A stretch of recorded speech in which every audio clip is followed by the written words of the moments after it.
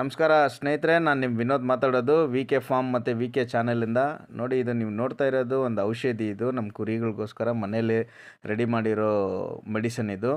ಸ್ನೇಹಿತರೆ, ಏನಿಲ್ಲ, ಮಳೆಗಾಲ ಸ್ಟಾರ್ಟ್ ಆಗಿದ್ದರಿಂದ ನಮ್ಮ ಕುರಿಗಳಿಗೆ ಮೈ ಹುಷಾರಿಲ್ಲ ಸ್ನೇಹಿತರೆ. ತುಂಬ ಕಫ ಮತ್ತು ನೆಗಡಿ ಮತ್ತು ಕೆಮ್ಮು ಕಮ್ಮಿನೇ ಆಗ್ತಾಯಿಲ್ಲ. ಸೊ ನಾನು ಡಾಕ್ಟ್ರನ್ನ ಕರೆಸಿ ಒಂದು 20 ದಿವಸ ಮೇಲೆ ಟ್ರೀಟ್ಮೆಂಟ್ ಮಾಡ್ತಾಯಿದ್ದೀನಿ. ಸೊ ಅದು ಕೋಲ್ಡು ಮತ್ತು ಕಾಫ್ ಹಂಗೆ ಇದೆ. ಸೊ ಅದರಿಂದ ಒಂದು ಚೇಂಜ್ಗೋಸ್ಕರ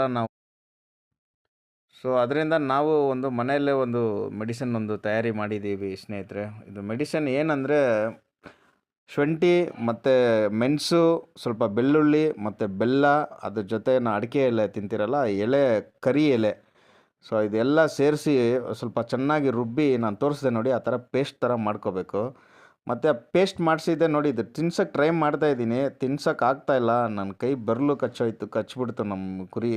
ಸೊ ಇದೆಲ್ಲ ತುಂಬ ಏನು ಹೇಳೋದು, ನಮ್ಮ ಕೈಯಲ್ಲಿ ಆಗದೇ ಇರೋ ಕೆಲಸ ಇದು, ತಿನ್ಸೋಕ್ಕಾಗಲ್ಲ. ಸೊ ಅದರಿಂದ ನೀವು ಏನು ಮಾಡ್ಬೇಕಂದ್ರೆ, ಒಂದು ಲಿಕ್ವಿಡಾಗಿ ಸ್ವಲ್ಪ ನೀರು ಆ್ಯಡ್ ಮಾಡಿಕೊಂಡು ಲಿಕ್ವಿಡ್ ಮಾಡಿಕೊಂಡ್ರೆ ನೋಡಿ, ಈ ಥರ ಒಂದು ಸಿರಂಜ್ ಇಟ್ಕೊಂಡು ಒಂದು 30 to 40 ml ಕೊಟ್ಟರೆ ಸಾಕು.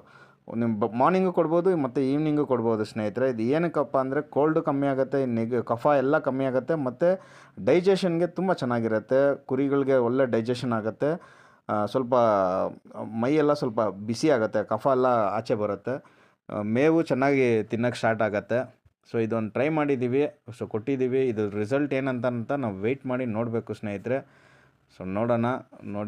ನೋಡಿ ನೀವು ಈ ಥರ ನಿಮ್ಮ ಕುರಿಗಳಿಗೆ ಏನಾದರೂ ಕಂಟಿನ್ಯೂಸ್ ಆಗಿ ಕಫ ಕೋಲ್ಡ್ ಇದ್ದರೆ ಇದು ಟ್ರೈ ಮಾಡಿ, ತುಂಬ ಒಳ್ಳೆಯದಿದು. ಧನ್ಯವಾದ ಸ್ನೇಹಿತರೆ. Thank you.